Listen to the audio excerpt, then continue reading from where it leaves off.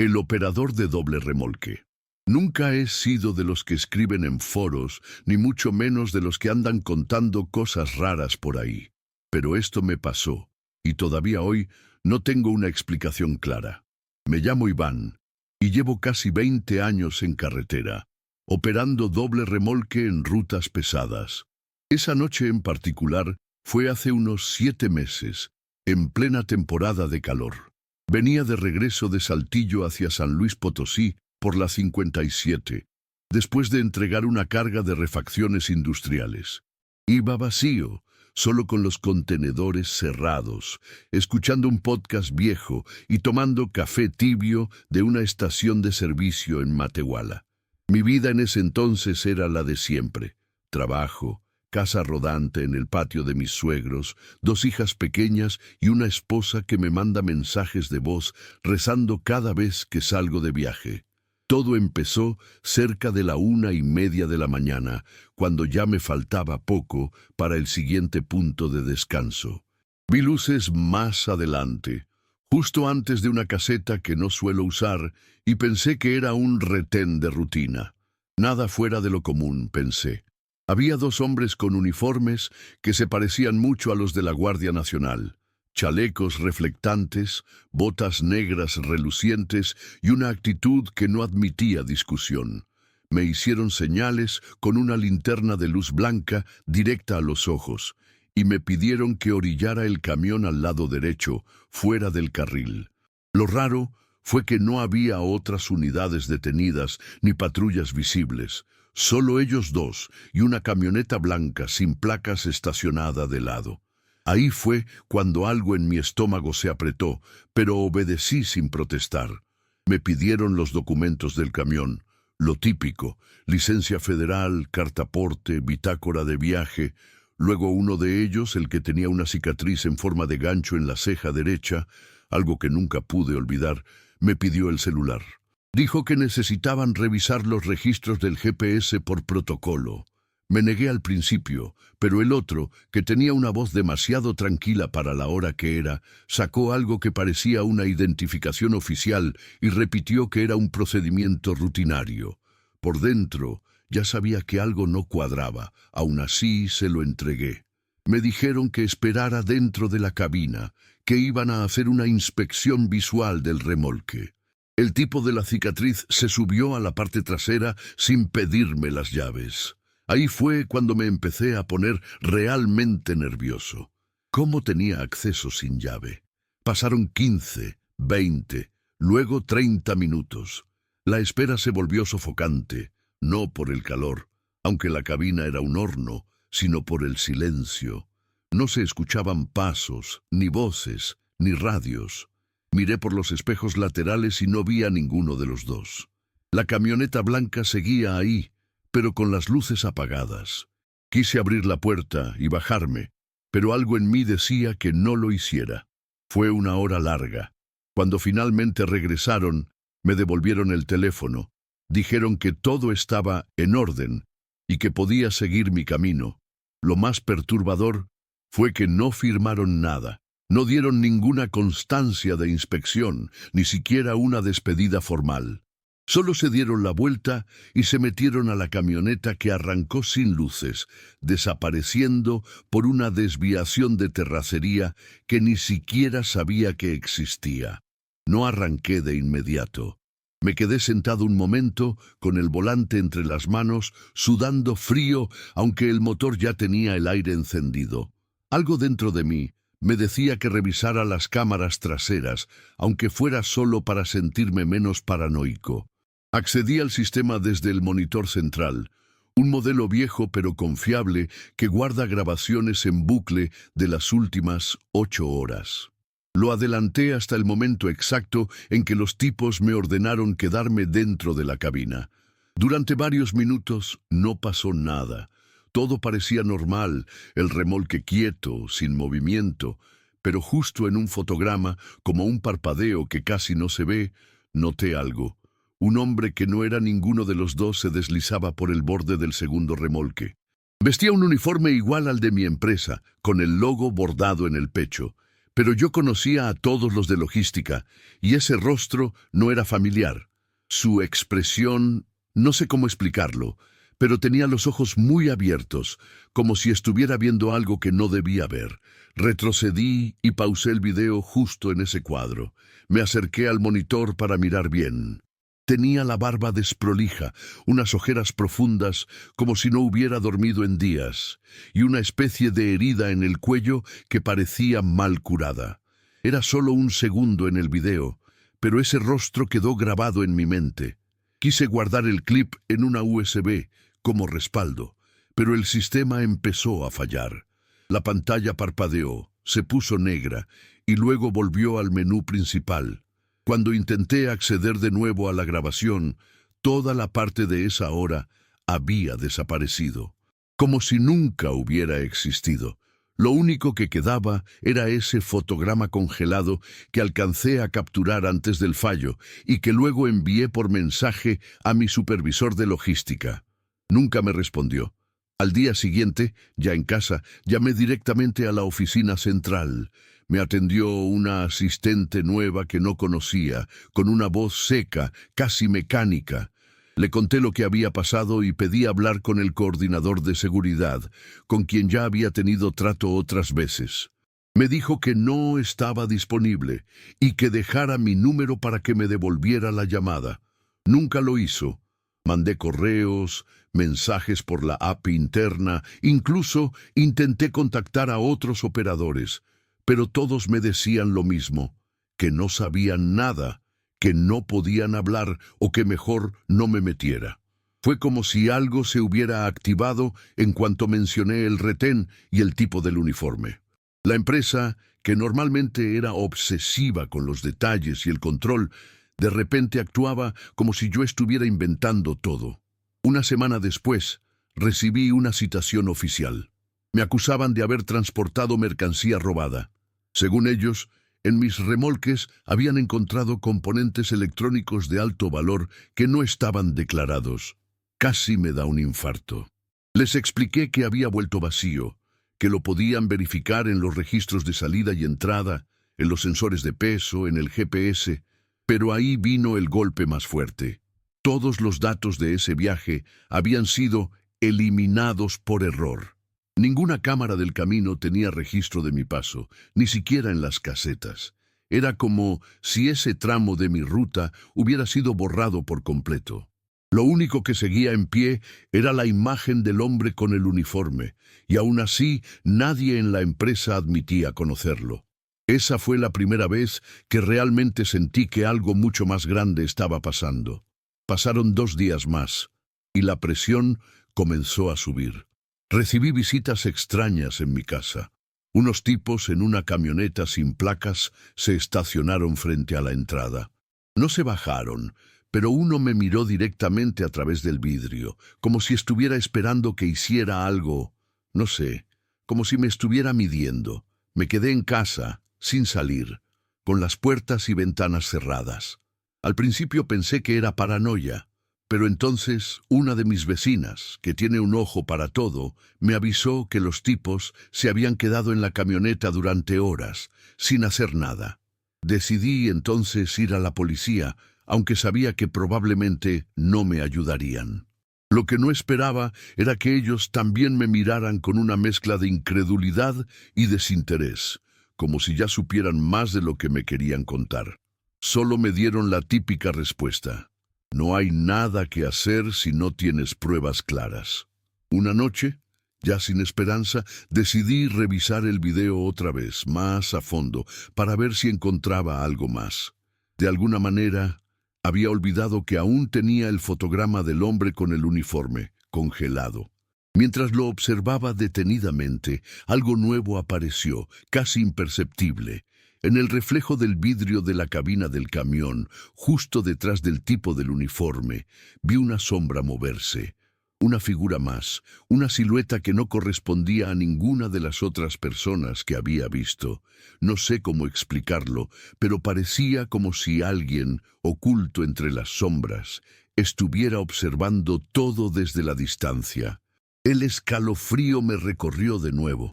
porque ahora ya no sabía si lo que estaba viendo era real o si mi mente me estaba jugando una mala pasada. Lo siguiente que hice fue lo más estúpido y desesperado que se me ocurrió.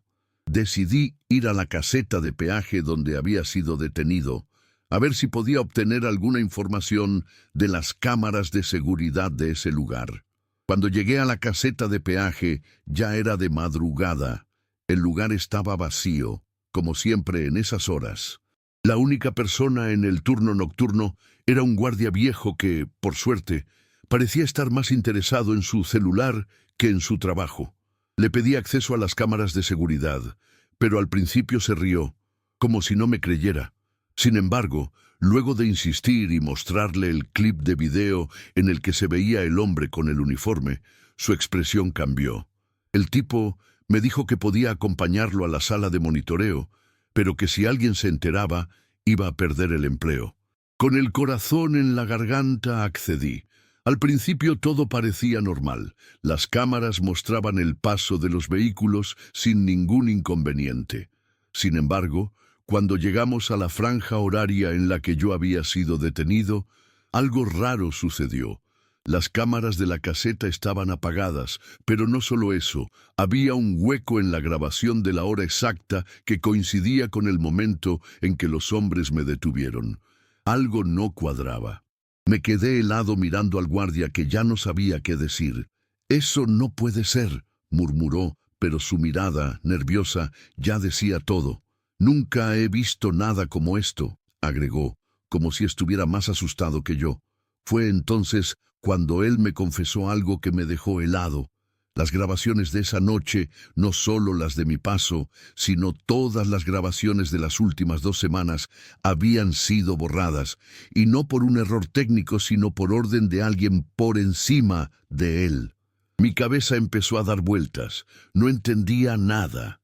Estaba a punto de salir de la sala cuando el guardia me detuvo y casi en un susurro me dijo algo que nunca olvidaré. «No eres el primero que viene a preguntar por esa grabación». Se me hizo un nudo en el estómago, porque al decir eso, su tono se volvió aún más bajo, casi temeroso. «Hubo otros... Los vi salir de aquí, también pidiendo información sobre las grabaciones. Son tipos extraños, no se parecen a los usuales. Usan esos mismos uniformes, pero algo en sus caras no encaja».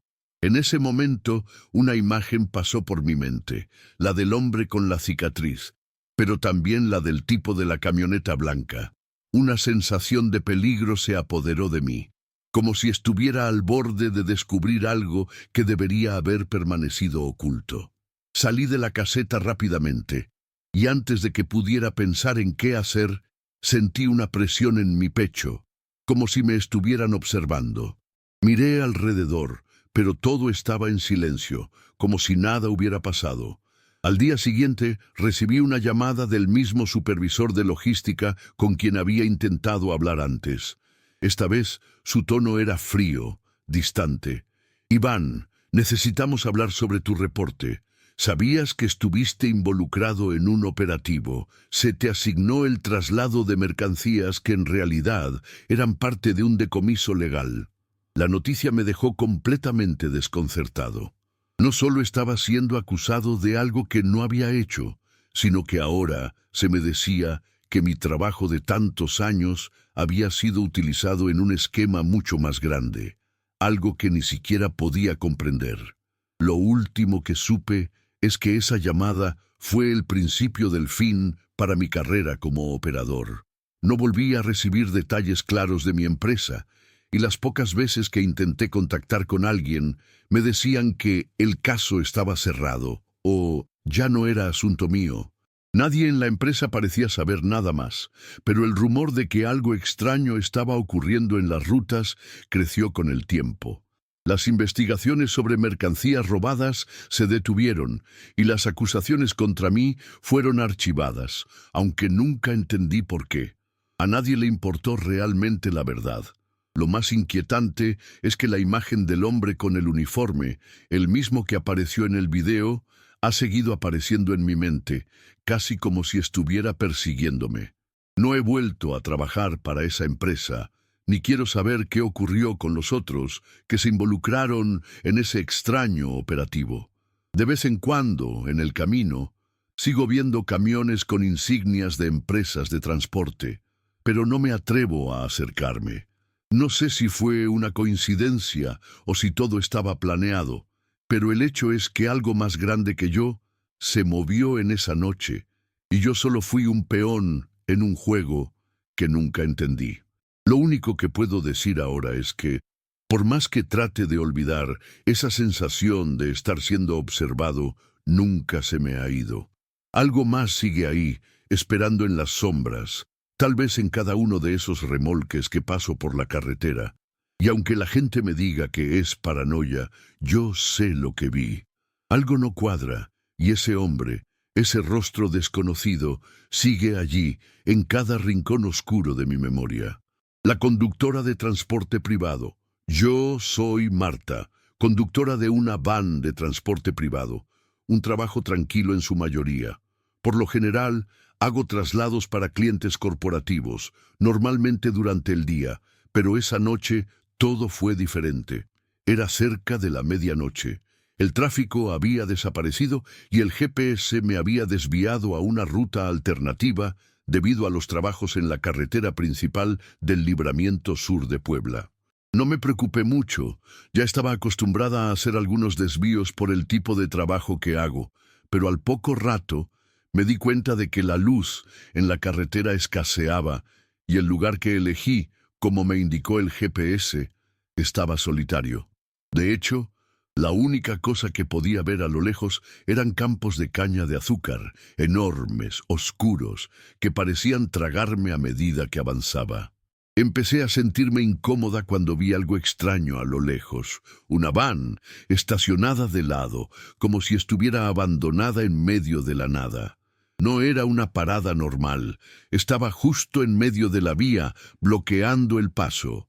Mi primera reacción fue querer dar la vuelta y volver a la carretera principal, pero antes de que pudiera hacerlo, escuché un ruido de motores acercándose. En un parpadeo vi 2 camionetas de patrullaje bloqueándome el camino. Sus luces intermitentes iluminaron la oscuridad de la noche, pero algo no encajaba. No tenían placas. Los hombres dentro de las camionetas, vestidos con uniformes que parecían oficiales, comenzaron a bajarse rápidamente. Mi piel se erizó. Algo me decía que esto no estaba bien. Uno de los hombres, el que parecía ser el líder, se acercó a mi ventana con una mirada fría. Su rostro era severo, pero lo que más me llamó la atención fue el tono de su voz, que no mostraba ni una pizca de amabilidad. «Bájate del vehículo, señora», me dijo. «Necesitamos hacer una inspección». Me quedé congelada por un segundo, sin saber qué hacer. Miré al hombre y a las camionetas, que estaban estacionadas de manera que no tenía por dónde escapar. Decidí no discutir y salir del vehículo, mi mente ya comenzando a llenar las piezas faltantes. El aire fresco de la noche golpeó mi rostro, pero la sensación de peligro me dejó sin aliento. ¿Qué querían? No entendía por qué me paraban en medio de la nada. Me pidieron que abriera las puertas de la van para inspeccionar la carga, pero al ver que solo llevaba laptops de trabajo, no podía entender por qué estaban siendo tan insistentes. «Estas laptops no están en el manifiesto», dijo uno de los hombres, con un tono casi acusatorio. Mi estómago se encogió. Estaba a punto de decirles que no entendía de qué hablaban, cuando el líder, sin dudarlo, agregó: «Vas a tener que seguirnos hasta la estación más cercana para verificar todo». Mi cuerpo comenzó a reaccionar. Algo no cuadraba. ¿Por qué me pedían eso a estas horas? ¿Qué estación? Si estábamos en medio de un camino desértico. Algo me decía que no podía confiar en ellos, y el miedo comenzó a apoderarse de mí. La adrenalina comenzó a correr por mis venas, y mi instinto me dijo que tenía que hacer algo rápido. Miré las camionetas a mi alrededor, las luces intermitentes cegándome momentáneamente. Sentí como si todo estuviera en cámara lenta, pero mi mente seguía funcionando a toda velocidad. Sin pensarlo mucho, metí la marcha atrás y aceleré con fuerza, haciendo que la van retrocediera rápidamente.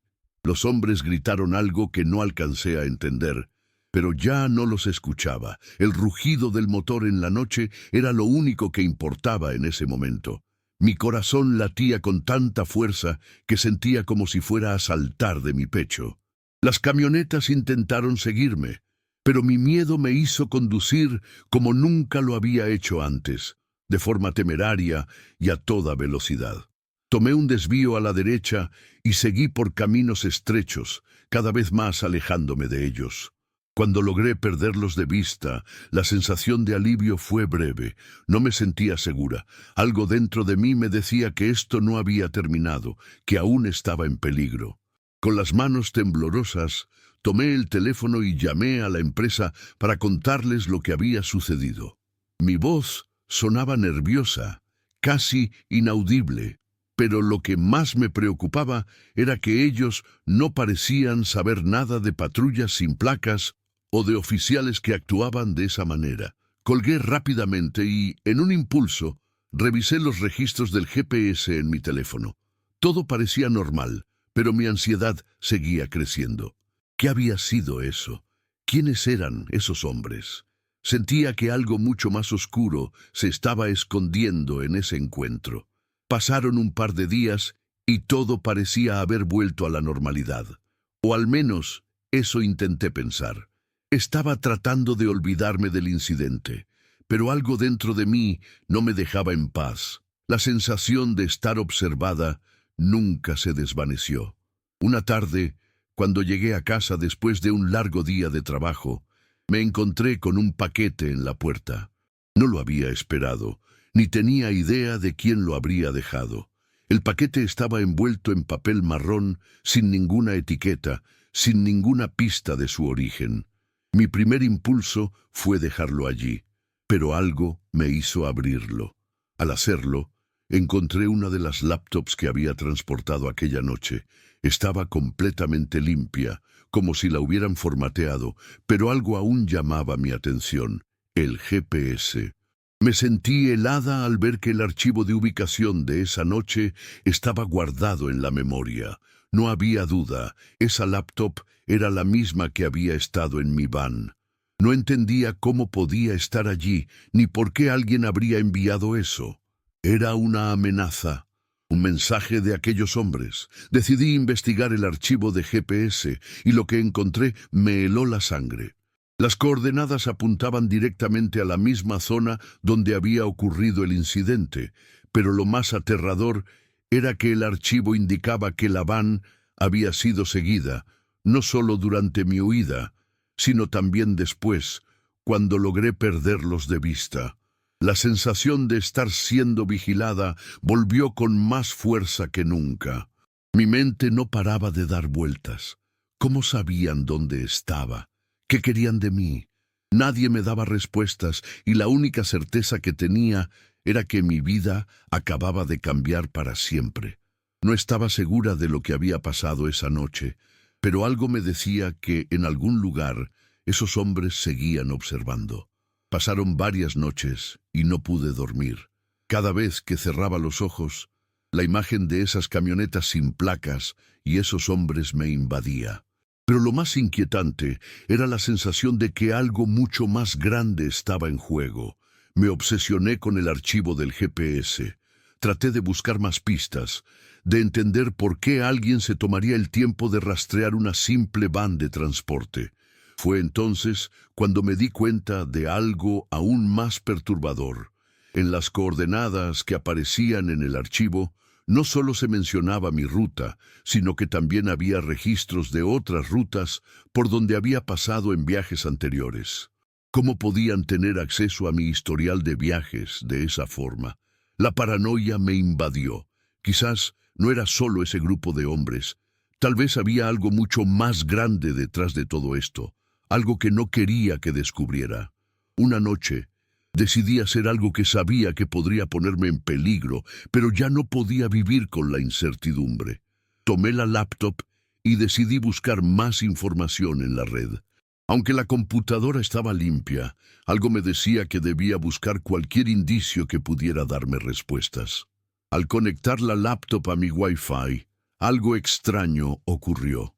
El sistema comenzó a actualizarse por sí solo, y aunque me extrañó, dejé que lo hiciera.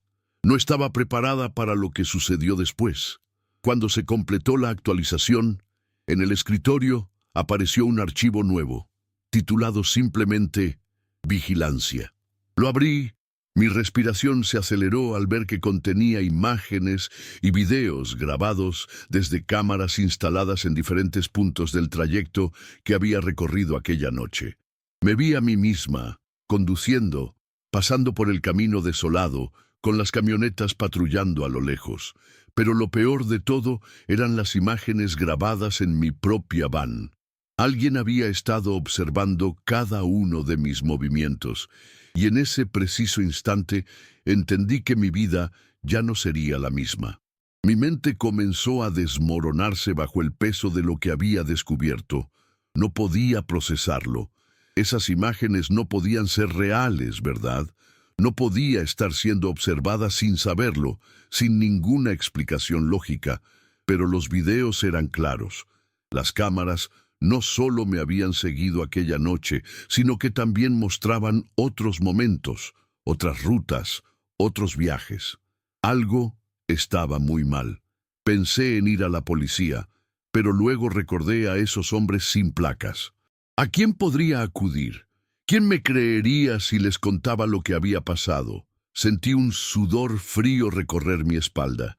Estaba atrapada en algo mucho más grande, algo que no entendía, pero que sabía que me estaba rodeando. Ese archivo de vigilancia no era un accidente, no era algo que simplemente se había colado en mi computadora. Estaba claro que alguien o algo me estaba vigilando de manera intencionada, y lo único que podía hacer era seguir adelante, aunque no supiera qué más me deparaba el destino. Pasaron más días, y la sensación de peligro se convirtió en algo constante, casi insoportable. Intenté seguir con mi vida, con mi trabajo, como si nada hubiera pasado, pero todo me parecía distinto. Cada vehículo que se cruzaba en mi camino me hacía pensar que alguien me estaba siguiendo. Cada mirada en la calle me hacía sentir observada. Entonces, una tarde, recibí una llamada anónima. No reconocí la voz, era grave, y me hizo una pregunta que me heló la sangre. ¿Te has dado cuenta de lo que hay en la laptop? No dije nada, solo escuché, tratando de procesar. No intentes huir, dijo la voz antes de colgar. La llamada dejó de sonar, pero el miedo se apoderó de mí de una manera más profunda que antes. Sabía que ya no estaba sola en esto, y lo peor de todo es que no tenía idea de quiénes eran ni qué querían. No pude dormir esa noche. Pasé horas mirando la pantalla de mi teléfono, buscando algo que me diera una pista de quién estaba detrás de todo esto. Pero todo era inútil, no había rastro de nada. El miedo creció dentro de mí como una bola de nieve. Estaba atrapada en una pesadilla, pero no tenía a quién recurrir. Pensé en abandonar todo, en dejar la ciudad y huir a algún lugar tranquilo, pero algo me decía que no era suficiente. El solo hecho de irme no haría que desaparecieran. Y además, ¿qué pasaría con las personas que había conocido? ¿Y los otros conductores, los que quizás también habían sido víctimas de algo similar? ¿Cuántos más estaban siendo observados? Esa idea me carcomía por dentro. Fue entonces cuando decidí investigar a fondo a la empresa para la que trabajaba. Descubrí algo inquietante. Aunque mi trabajo consistía en transportar equipos y documentos para varios clientes, había rutas y horarios específicos que solo unas pocas personas dentro de la empresa conocían con precisión. Lo que me extrañó aún más fue que, al investigar en los registros antiguos, me di cuenta de que algunos de esos desvíos que tomaba mi GPS, aquellos que nunca había solicitado, coincidían con los mismos lugares por donde había pasado esa noche, como si alguien hubiera tenido acceso a mis rutas sin que yo lo supiera. Mi primer pensamiento fue que la empresa tenía algo que ver, pero no me atreví a pensar más en eso. ¿Y si eran ellos quienes me habían puesto en la mira desde el principio? La paranoia me estaba devorando, y aunque me esforzaba por mantenerme tranquila, sentía que cada día era un desafío. Ya no podía confiar en nada ni en nadie. Una tarde decidí hacer una última jugada. Volví a la zona donde todo ocurrió, al libramiento sur de Puebla, cerca del camino a Izúcar de Matamoros. Sentí una mezcla de miedo y desesperación. Tal vez ahí encontraría algo, alguna pista, algún indicio de lo que realmente había sucedido esa noche. Cuando llegué, todo parecía igual, vacío, como si nunca hubiera pasado nada. Pero entonces, algo extraño me llamó la atención. El campo de caña de azúcar. El viento agitaba las hojas de una manera casi hipnótica, como si me estuviera invitando a entrar. Sin pensarlo, me adentré entre los altos tallos, con el corazón acelerado buscando algo, cualquier cosa que me diera sentido a todo esto. De repente, encontré algo que no esperaba, una pequeña cámara de seguridad camuflada entre la vegetación. Era la misma cámara que había visto en los videos de la laptop. No podía creerlo. Mi piel se erizó al darme cuenta de que esa era la última pista que necesitaba. No estaba loca. Alguien me estaba observando, y no solo a mí, sino a muchos otros. Ese campo de caña era parte de algo más grande, una red que probablemente se extendía por toda la zona. En ese momento supe que ya no podía seguir ignorando lo que había descubierto. Con la cámara en mis manos y el corazón golpeando con fuerza, me di cuenta de que la pesadilla había comenzado y no había marcha atrás. Ya no era solo sobre mí, era sobre lo que estaba ocurriendo en las sombras y cómo, en algún lugar entre la oscuridad y la luz, mi vida estaba entrelazada con algo mucho más peligroso de lo que podía haber imaginado.